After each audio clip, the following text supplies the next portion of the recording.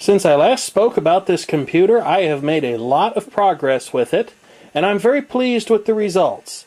Hello there everyone, it's UXW Bill here, once again with a video and a status update on this 486DX4-100 MHz computer system.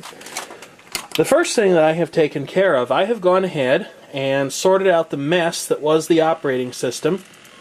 This machine now has a proper copy of MS-DOS 6.22 loaded on it and ready for use. I've also gone ahead and loaded all the needed device drivers to support the hardware. I've gone ahead and optimized the system's main memory, and basically this thing is pretty much ready to play. I've gone ahead and taken care of some other hardware related issues as well. For starters, I went ahead and I populated all the blank slot areas with the proper covers. Now, unfortunately, my collection of slot covers is highly diverse and not all of them match.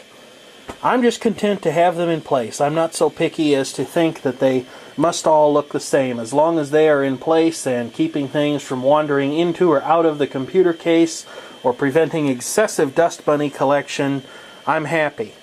I did find out, and I said in my first video, that this board looked awfully cheap. In fact, I thought it looked even cheaper than well-known cheap motherboard manufacturer PC Chips would even produce.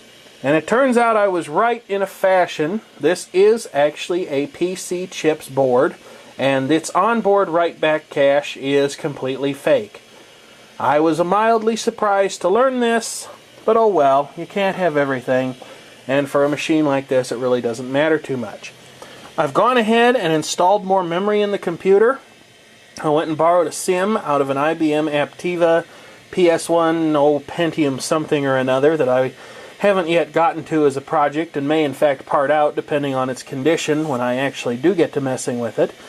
And as luck would have it, the SIM is an exact match to what was in there. The chips all have the same numbers and speed ratings on them, so everything is good on that front as well. And something I just had to share with you because my luck is never this good. This machine does not have a PS2 port. It has a serial port, and I certainly don't have any method by which to add a PS2 port to it. In fact, I'm not sure that PS2 port cards were ever offered separately for a machine like this. So the simple and expedient thing to do is simply to use a serial mouse, which of course I knew that I had a serial mouse somewhere, the operative word being somewhere. I really expected that I would end up shaving quite a few minutes off of my life with ranting and raving of all sorts while I ran about the house like a madman looking for a serial mouse. Sometimes I just have to say, fate smiles. One room away from here, and right out in plain sight, I found a Kensington mouse in a box. What a name for a product. Serial and PS2 version, and what's more, it even has the PS2 adapter in place with it. Well, it did have until I disconnected it. So now, I've got a working mouse on this system as well. It's really made some impressive progress since the last time you have all seen it. The only thing that's really left to take care of now, I have noticed that sometimes this processor fan slows down. Although it never rumbles, I think it may be suffering from dried out bearings. I should also probably put some heatsink compound between processor and heatsink, though it doesn't ever seem to overheat. In fact, this system actually runs cooler than I ever remember the AMD 486DX4-100 microprocessor running back when I used one regularly in the 1990s. In my adventures with this system, and amongst many other snags, I hit one particularly interesting snag when it came to attempting to enable the CD-ROM drive to play back compact disc audio from its onboard decoder. You see, there is a 4-pin connector on the back of this CD-ROM drive that would connect via a cable that was once commonplace to a matching 4-pin connector right there on the sound card. When I hooked this up, everything went south. The CD-ROM drive quit working. Most of the time its device driver would still find it, but attempting to actually use it resulted in all kinds of interesting problems and device not ready error messages. No DOS CD player that I found could actually operate the drive. I don't know why this is. All I know for sure is that the original owner of the system actually left the CD audio cable out as well. So maybe there's something slightly broken, maybe there's a pinout mismatch somewhere. It's hard to tell, and I have plenty of perfectly fine purpose-built CD players, so I really don't need this thing to ever play CD audio. The sound card that's in this system is worthy of some special mention because it is a very nice model. It is a genuine Creative Sound Blaster Advanced Wave Effects, or AWE64. In addition to being able to perform some basic digital effects on audio signals that are going into the card also boasts a wavetable synthesizer, and you can actually see, partially right there, the sample memory for the wavetable synthesizer. In addition to the wavetable synthesizer, it also has a conventional FM synthesizer, and as used to be common on sound cards, there is also a connection for unamplified speakers that is powered by an audio amplifier chip that you can see right there, or you could until the autofocus kind of lost the plot. So with all of these hardware details out of the way, let's have a demonstration of this machine. I think I'll go ahead and kick the demonstration off with a little exhibition of the capabilities of this particular audio card. And for those of you who are really paying attention, you'll notice that my typing sounds nothing like an IBM Model M, as this computer has a 5-pin DIN keyboard port, and I don't know where my 5-pin DIN Model M keyboard cable is. I'm using a Tandy enhanced keyboard for the purposes of this demonstration, and actually completely bypassing my KVM switch, although the monitor signals are still routed through it. So I'll go ahead and run the utility here, and you can see that it says what it is, says what it does, and when I press enter, it will actually go ahead and perform a number of fairly boring tests to check the hardware for sanity and make sure the basic configuration is good, that no important resources needed by the card are being stomped on by other hardware. You see, what I'm playing with here is actually very early days yet in the days of plug-and-play technology. So even though this card is a plug-and-play ISA device, it still had to get along in a system that might well not have been plug-and-play aware, and with other hardware that wasn't plug-and-play aware either. So you'd have to know where things were in the system to avoid stomping on them and choose settings that were able to be used by this card. I'm going to say no to testing the dynamic memory, and it'll proceed to run a couple of other tests before it finally goes ahead and actually takes me to a testing menu here. And here's that testing menu right now, which hopefully you can see. Now I've got the autofocus overridden on ye old candy ham, but the last time I did this with the Packard Bell 386SX, even though I let the autofocus figure it out and then switched to manual focus to lock in the settings, it didn't actually focus correctly, and it looked okay on the viewfinder. It looks okay now. Hopefully it'll be okay when I upload this to YouTube. But there's a couple of tests that can be run here. You can test 8-bit digitized sound in the left, right, or both channels. I'll go ahead and check both channels here. 8-bit testing. Wow, that guy sounds very excited about 8-bit testing, doesn't he? We'll go ahead and do the 16-bit test. 16-bit testing. And then the synthesized music. Now, synthesized music in this case is actually a bit of an oversimplification. This test utilizes the card's onboard FM synthesizer, which back in the day was usually a Yamaha OPL3 chip.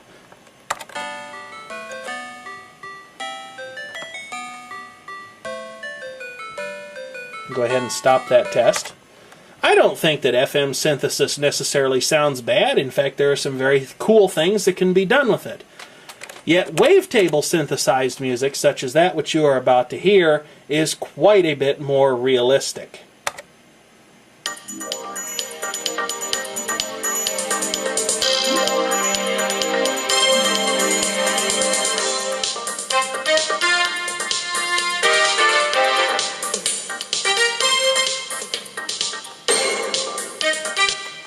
As I'm sure you can tell, you'll notice there was even a bit of a reverberation effect there, which I believe is something that is specific to the Advanced Wave Effects processing engine. Now, if I go ahead and break out of this utility, and it helps to use the right keys to do that, I'll be thrown back to the DOS prompt, and I'll demonstrate another program that makes sound. This is just kind of a fun one. I have mentioned before in some of my previous videos that many computer games really do not do any kind of a job of holding my attention, mainly because I don't like to do things that other people have decided are somehow fun or entertaining, and I don't find puzzles authored by others to be all that amusing. This game was a notable exception. From the first time I ever saw a copy of this, I was hooked upon it. In fact, I beat this in the strangest of places. My mother was actually having the Black Plague van worked on under warranty, and I had brought my laptop with me, the old Compaq LTE 5000 that I hope to make a video about in the future. I beat this game while I was waiting for them to finish up their work with the van and return it to her. Now, some of you will probably know what this game is already based on the directory name that I have gone ahead and changed to. For those who don't, I won't give it away just yet, but I will say that this is a revised version of the game that I don't know if a lot of people have seen. The first version that I ever played had, I think, EGA level graphics, 16 to 64 colors at the most, and while it did play music on the sound card, it also had a copyright check built in. I know there was a cracked version being circulated that would accept any 4-digit number for the year check that the program ran at startup. This is a revised version with MCGA graphics, or 256 color graphics, and the copyright check has actually been removed. This was actually bundled with a whole collection of games that were given to me in a boxed set by someone who was getting rid of, can you believe it, an old computer. So I'll go ahead and run this here just to give you kind of a demonstration of the sound. Now, the sound that you'll hear in this program is actually completely FM synthesized. Creative hints in the manual for the Sound Blaster AWE64 that there is some kind of a software shim that may be used to direct the FM synthesis requests that an otherwise unaware of the AWE's extra hardware capabilities program would otherwise make. I haven't seen that software shim. I don't know where it is. I'll go ahead and start the program up here and just let you have a little taste of the music that it plays.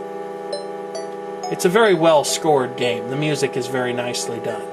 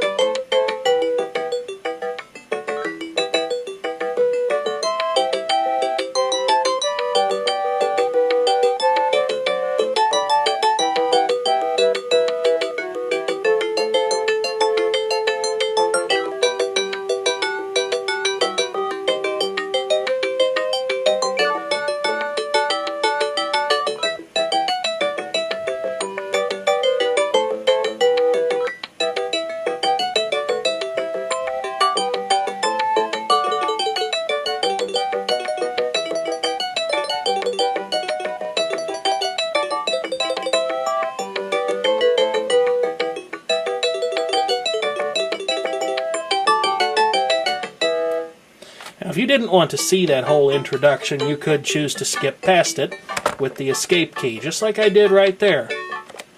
Now, the gameplay of this particular game, oh, look at that, there's my mouse pointer, isn't that lovely? It is a little bit different than games that you'd play on a computer today. This game operates largely on two methods of navigation, a sort of verb-noun approach, where you choose from a list of actions down here, and you apply them to an object. For example, you can see I'm approaching the scum bar, and an appropriate action would be to open the door. And of course the game makes sounds to reflect a door opening, and then if I click on that, you'll notice it has changed back to walk to. If I click on that, I'll actually walk in to the scum bar, and the music starts playing. Now, there are people in here that if you're playing the game normally, you're supposed to talk to. There's also one advertisement hidden in here if you ever do play the game. That's the nice thing about these old DOS games, and I find this missing in a lot of newer ones. They're genuinely funny. These games have a sense of humor. For example, take this conversation that I'm having with the dog here.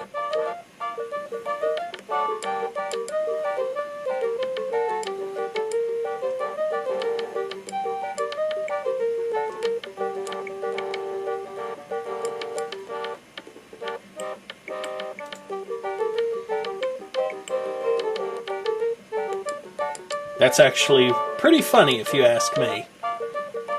I realize this might not hold the attention of the Twitter set.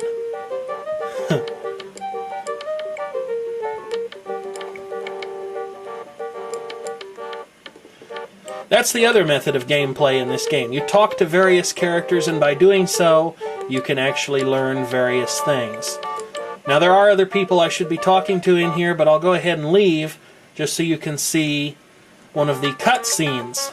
Every now and again these come along to give you more of the backstory of the game, and again you'll see the sense of humor exhibited by the game's programmers in this little skit.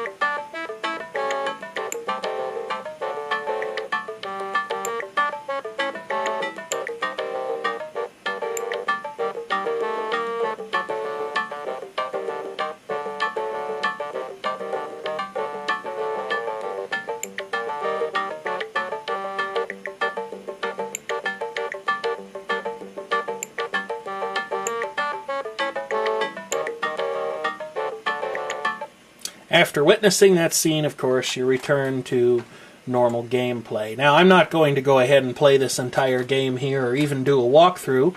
I just wanted to give you a taste of one of the things that I have in mind for this computer. So I'll go ahead and quit that game. And then there's something else I'll go ahead and demonstrate here. Now, the software that you see on the video right now is a program known as Cubic Player. Cubic Player is a program that can play mod files, amongst other things. I'm really rather new to the whole mod file scene and things like that. In fact, this software actually came to me by way of fellow YouTuber Max Arcade. I saw him demonstrate it in one of his videos, thought that it looked kind of cool, and asked him if he would zip it up and send me a copy, which he did. And it came with a couple of these songs like you see on the screen here, including a rather interesting reworking of the old 2 Unlimited song, Get Ready for This, which I think you just have to hear to believe.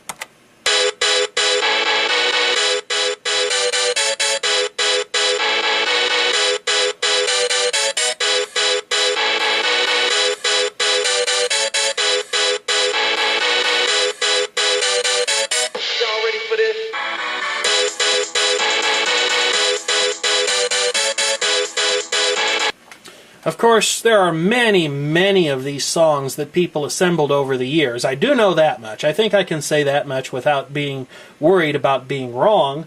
And in fact, another fellow YouTuber, V Westlife, actually demonstrated a track from a CD collection that, as someone soon told me, was available for download and burning to CD from the always amazing Internet Archive. In fact, I'll go ahead and post a link at some point in the video description, so if you'd like to play with it as well on an older computer system or a newer computer system, basically anything that could play this kind of music, you can certainly go ahead and do so. And rather than use the player software that came on the CD, although I did set it up, I'll just go ahead and use the Cubic Player since I'm actually in it now. In fact, I actually somewhat customized this CD to include the stuff from Max Arcade in this directory and the stuff that normally shipped with the CD in the music directory. So if I go in there, I can actually pick a mod file to listen to, and I'll just select one and put it on here in a little bit. This is actually giving the CD-ROM drive quite a workout. As it seeks through all of these tracks and loads the information about them, I can actually hear it zipping around in the background, and the busy light just flashes on and off like crazy. But here's a nice little tune, the Canon in D.